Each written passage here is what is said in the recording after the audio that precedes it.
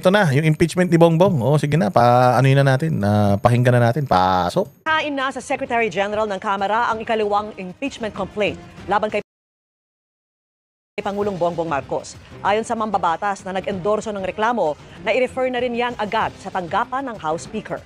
Nakatutok si Darlene Kai.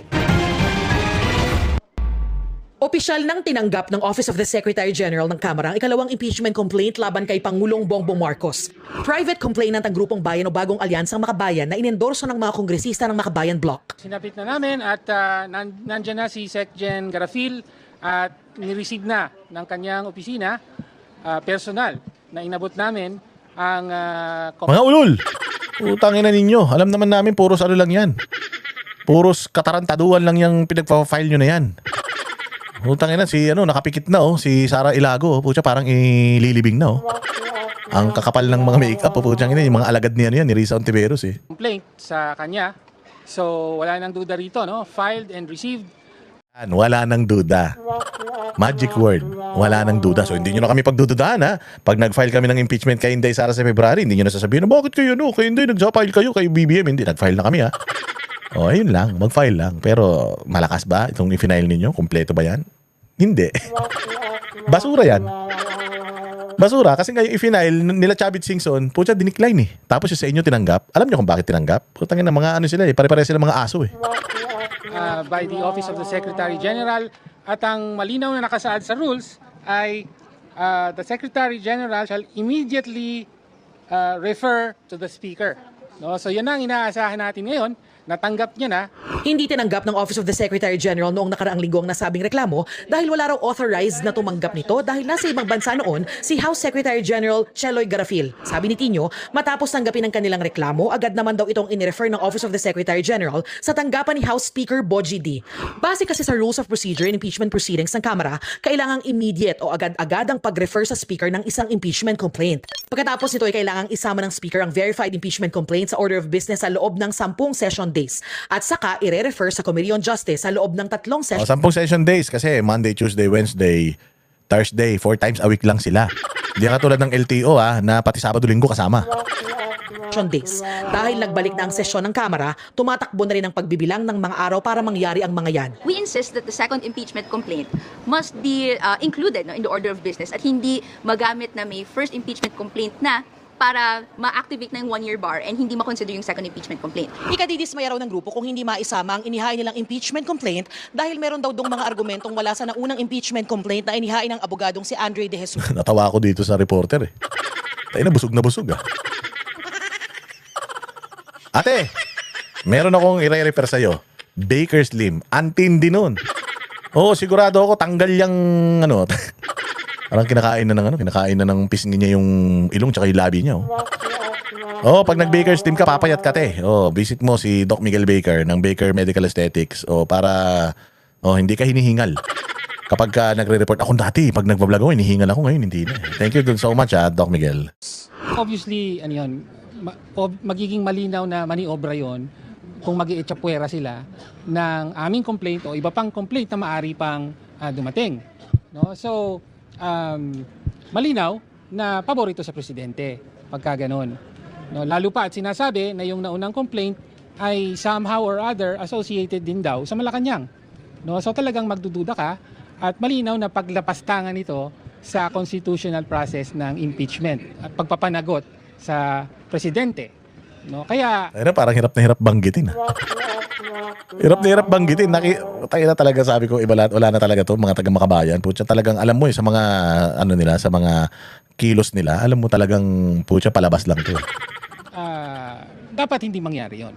Nauna nang itinanggi ni De Jesus at ng Malacanang na sinadyang pagsasampa ng umano'y malabnaw na impeachment complaint. Bukod sa Grupong Bayan, nagtangka rin at nabigo ang ilang dating opisyal ng gobyerno na maghain ng impeachment laban sa Pangulo dahil wala nga si Secretary Girapil, walang iya yung mukha Tangina parang si Napoles na mas maraming nakuhang komisyon Girapil, attorney, ang kapal ng mukha mo. General Garafil noong nakaraang linggo. Mga to, ang papangit pa ng ugali, Walang iya talaga itong mga tao ni Bongbong. Putyang ina, akala mo mga galing sa sa kadiliman. Ano mo, mga kampo ng kadiliman talaga itong mga to. Go. Sinusubukan pa ng GMA Integrated News na kunin ang panig ni Garafil. Nauna nang sinabi ng Malacanang na handa ang Pangulo sa mga reklamo at malakas ang loob niyang wala siyang nilabag na anumang batas. Ang presidential son naman na si House Majority Leader Sandro Marcos, hindi raw sasali sa anumang diskusyon o debate kaugnay sa impeachment complaints na kinakaharap. Tama, utak yan eh. Tangina, wala namang alam yan. Anong ban makikihal?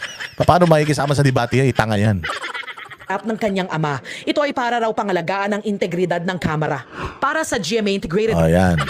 Oh, di ba? O tsaka kayo ba naniniwala dyan? Ha? Naniniwala ba kayo dyan? Pag naniwala kayo dyan, bahala kayo sa buhay nyo. O, ito pa, isa. Utang ina. Utang ina, sabi ko nga sa inyo, yung mga alagad talaga nito ni, yung mga alagad talaga. Yung mga mukha nito, mga alagad talaga ni Tambaloslos at saka ni Bongbong eh. Tatalakayin na ng House Committee on Justice sa mga reklamong impeachment laban kay Pangulong Bongbong Marcos. Live mula sa Batasang Pambansa nangunguna sa balita, si News 5 House Correspondent Marian Enriquez. Marian, kailan ang deliberasyon ng komite? Jiggy, sa February 2 hanggang 4 nga target simula ng House Committee on Justice itong deliberasyon sa impeachment complaints laban kay Pangulong Bongbong Marcos. Ayon nga yan mismo sa chairperson ng komite na si Batangas Representative Jervy Luistro. Iko-consolidate muna itong dalawang reklamo bago nga desisyonan ng komite kung sufficient in form and substance ang mga ito. Sabi ni Congresswoman Luistro, dito pa lang pwede nang mabasura ang impeachment complaint. Pakinggan natin itong pahayag ni Justice Committee Chairperson Jervy Luistro.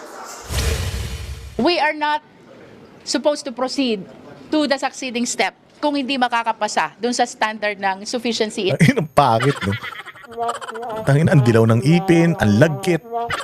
Pulang-pula pa yung lipstick eh. Tangina, no? Ba't ganito yung mga ano? Alam mo, minsan sa sobrang pangit ng ugali mo talagang lumalabas siya sa mukha mo eh, no? Ganyan yung kapitbahay namin salot eh. Ganyan yung kapitbahay namin salot. Putang ina ko, sino yung pinakapangit na kapitbahay namin, yun yung pinakachasmosa. Tsaka pinakamasama ugali. Walang iya, no? Ito yung mga video na maamoy mo. The video that you can smell. In form and sufficiency in substance. Kailangan pa rin ng committee report, but we will not be able to reach the succeeding steps. At Marian, ano magiging proseso na daraanan nitong impeachment complaint?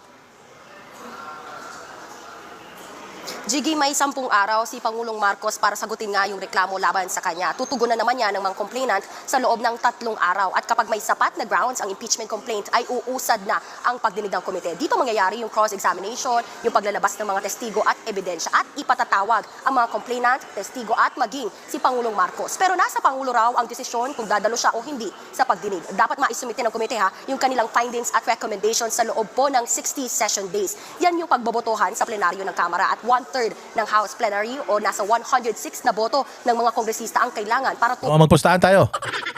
Magpustahan tayo. Itataya ko yung butas kong brief. Mahal na yun. May value na yun. Tagal na nun eh. Antique na yun. Walang mangyayari rito. Pustahan. Ilagay nyo dyan sa comment section kung kayo ay naniniwala na may mangyayari dito sa mga walang kakwenta-kwenta mga impeachment na ito. Kung meron. Kung wala, ilagay nyo din dyan at bakit.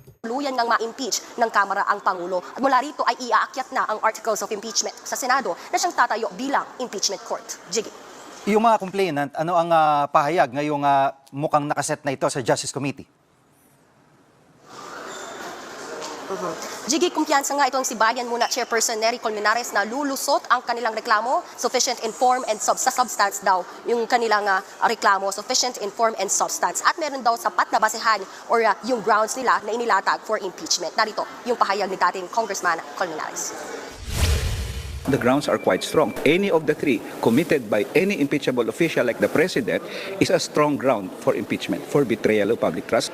We will win the grounds on impeachment dito sa kasong ito. Yung Malacanang, anong reaksyon dito sa impeachment complaint na ito?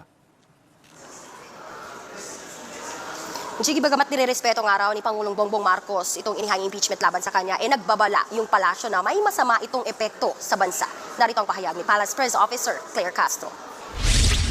Kinagalang po ng Pangulo kung ano man po ang mga activities, ginagawa at mga desisyon po ng House of Representatives. So hayaan po natin ang proseso na umanda na naaayon sa batas. Ang anumang pagsasampa ng impeachment complaint ay hindi lang ang Pangulo maapektuhan, kundi mismo ang bansa at ang ekonomiya. Ulul!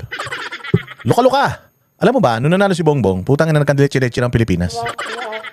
Nung nagsimulang magnakaw yan si Bongbong, di umano at yung pinsan niya at saka yung anak niya, nagsimula ng magkandaletse-letse yung Pilipinas. Pinagsasabi mo.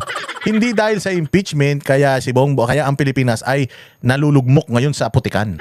Dahil yan sa putang inang amo mo. Walang ibang dapat sisihin kundi yung amo mo. Ang ganda-ganda naman nung panahon ni Pangulong Duterte, nung naging siya, putang ina, bigla tayong naging basurahan Bigla tayong nakakadiri dahil na rin sa yung hayop ka. Walang hiya kayo, puros kayo, mga salot sa Pilipinas, dapat magsilais na kayo rito. Mga buwisit kayo. So sabihin mo pa na dahil sa impeachment na to, magsasuffer ang Pilipinas. Gago, simula noong 2022, nagsasuffer na kami. Dahil yan kay Bongbong Marcos. Sasasabi mong impeachment. Wala pang impeachment kay Bongbong, nagsasuffer na kami. Luka-lukan to. Yan muna ang latest. Balik sa Ang latest. Ang hiya kayo. Si Claire Castro, kung ano pinagsasasabi na naman.